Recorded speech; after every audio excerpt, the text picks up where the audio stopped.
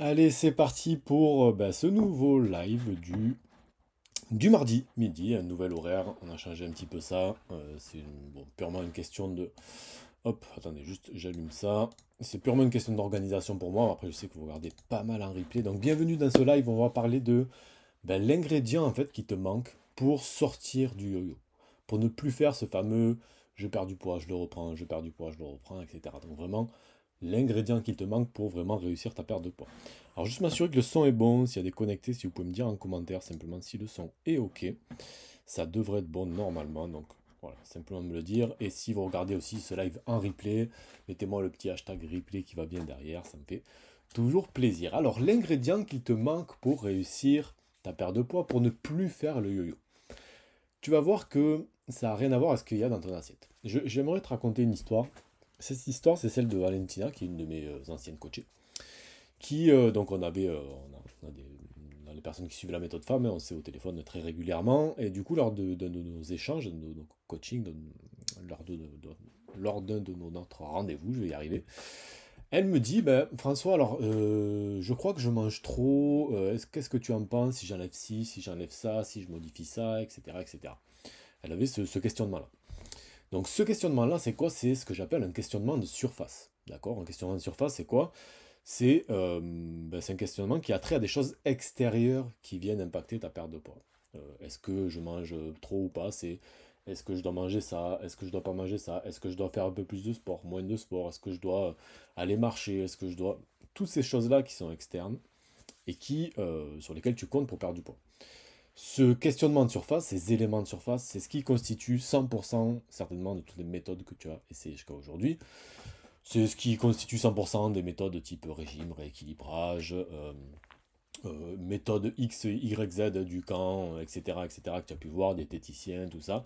On fait uniquement du travail sur ça. Et donc, ben, quand vous suivez ce type de méthode, que vous êtes accompagné sur ça, ben, on vient vous questionner. Toi, tu poses cette question-là, puis la personne voilà, va te répondre sur le fait de savoir si tu manges trop ou pas. D'accord? Ce questionnement-là, alors il est essentiel, questionnement de surface. Ok, trouver une solution de surface à ça aussi, c'est une petite partie du travail. Mais derrière ce questionnement-là, en fait, il y a en réalité un travail de fond à faire. Il n'y a pas que le côté externe des choses, d'accord? Pourquoi, enfin, qu'est-ce que ça veut dire quand je te dis ça? Quand, moi, la question que j'ai posée, en fait, à Angelina, quand elle m'a posé cette question, je lui ai dit, mais pourquoi tu penses que tu manges trop? Explique-moi. Qu'est-ce qu'il y a derrière cette question? Qu'est-ce qu'il y a derrière cette hésitation-là? Et en fait, elle me dit, ben moi, alors d'une, elle me dit, je sais pas trop. Voilà, ça c'est souvent c'est signe que généralement le problème vient pas d'un élément de surface, mais plutôt d'un élément profond. Et elle me dit, ben en fait, je pense que elle me dit, je pense que je perds pas de poids assez vite. Voilà ce qu'elle me sort. Et je dis, mais voilà, qu'est-ce qui te fait dire ça? Enfin, pourquoi tu as cette peur-là alors qu'elle avançait tranquillement sur sa perte de poids? Ben en fait, elle me dit, moi j'ai grandi avec ce truc que de toute façon, j'en fais jamais assez, que je dois être parfaite dans ce que je fais, d'accord? Pas de place à l'imperfection, vraiment, je dois être parfaite. Que quand je mets quelque chose en place, ça doit aller vite, parce que je suis comme ça, c'est ma nature, ma façon d'être, etc. Et là, on a mis le doigt sur en réalité le réel problème. Parce que son problème, c'est de pas savoir si elle mange trop ou pas. Son réel problème, c'est qu'elle a une croyance ancrée en elle qui lui fait penser ça. Alors que ce qu'on avait mis en place fonctionnait, hein, d'accord? Qui lui fait penser qu'en fait, ben non, ce qu'on a mis en place, bien que ça donne des résultats, ça n'est pas encore assez rapide, ça n'est pas encore assez parfait. Donc il y a quelque chose à changer. Et ce type de questionnement-là, c'est ce qui vient complètement bousiller ce que vous faites. D'accord? Je prends cet exemple-là pour te vraiment mettre en lumière que dans chaque transformation que tu veux faire, et la perte de poids en est une, il y a deux types de travail à faire. Le fameux travail de surface, celui que tu vas faire chaque fois, hein. Chaque fois que tu as fait une perte de poids, tu as fait que celui-là. Donc c'est les petits conseils, c'est les améliorations pratiques, c'est voilà, les petits conseils sur l'alimentation, sur le sport, toutes ces choses extérieures que tu vas appliquer pour perdre du poids.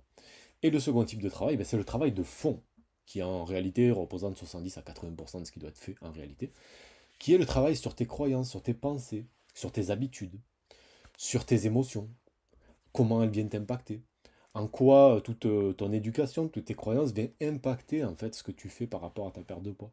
D'accord? Là, on avait l'exemple de Valentina qui est très parlant. En réalité, elle avait une croyance bien ancrée en elle qui faisait en fait qu'elle s'auto-sabotait, quoi, en permanence.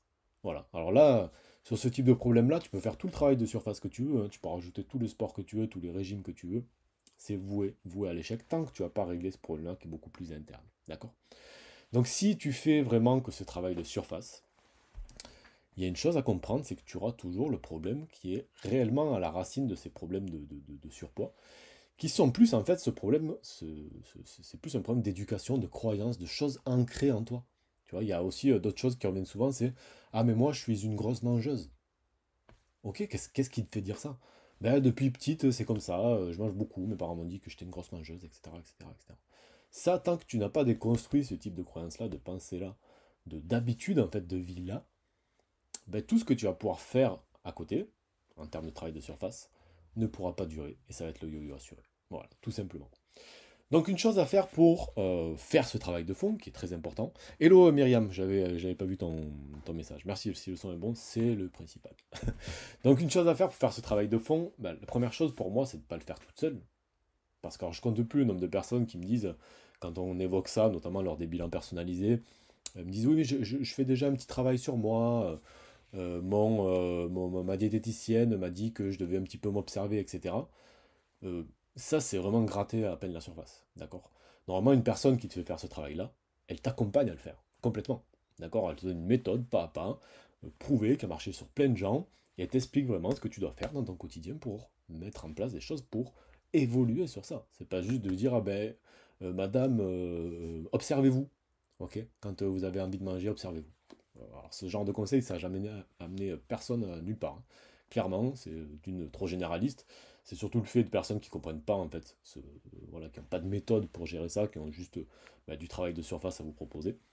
Donc, ne pas être seul, c'est-à-dire le faire avec quelqu'un qui l'a enseigné, qui l'a fait aussi, qui a des résultats grâce à ça. Ça, c'est hyper important. Et la deuxième chose, pour que ça fonctionne, c'est que en parallèle de ce travail de fond, tu dois donc bien entendu faire un travail de surface, mais un travail de surface qui t'apporte du plaisir, dans lequel tu prends plaisir à manger à ta faim. Ok? Ce sont des choses absolument essentielles. D'accord? Donc tout ça, c'est ce qui fait que quand on met en place quelque chose, quand on met en place de la perte de poids, ça se fait réellement sur du long terme, et pas pendant 2, 3, 4 semaines, 2, 3 mois, puis petit à petit tu reviens à ce que tu faisais, puis tu repars dans ton yo-yo. Tout simplement. Un autre exemple pour essayer de vous imager ça un petit peu plus, c'est Nathalie, donc pareil, une de mes anciennes coachées, que j'ai en coaching aussi, et qui me dit François, ça avance pas assez vite, je crois que je stagne, faut que je change des choses. Qu'est-ce qu'on fait? J'ai l'impression de stagner là, ça avance pas. Qu'est-ce qu'on peut faire pour que ça avance plus vite? Donc, ben, ok, voilà, travail de surface, travail de profondeur. Travail de surface, ok, voir s'il y a bon, des leviers à activer pour booster ça. Ça, c'est la première chose, on va dire, c'est les petites stratégies, les petites techniques qu'on peut mettre en place pour vraiment booster un petit peu cette perte de poids, si tant est que vraiment elle est vraiment stagnante. Ce qui était, alors petit aparté, mais ce qui n'était pas en réalité le cas pour elle, ce qui est le cas voilà, souvent la plupart du temps. On a l'impression de stagner, en fait, on ne stagne pas.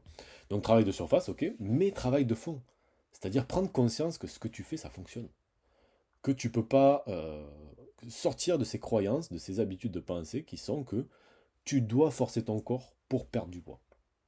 Tu vois, ça c'est ce travail-là qu'on a fait. Et accepter aussi que ben, tu peux pas forcer ton corps en fait à perdre du poids plus vite que le poids qu'il doit perdre, tout simplement. Sauf ben, partir dans des régimes hyper draconiens, chose qui amène toujours à l'échec de toute façon, tu le sais.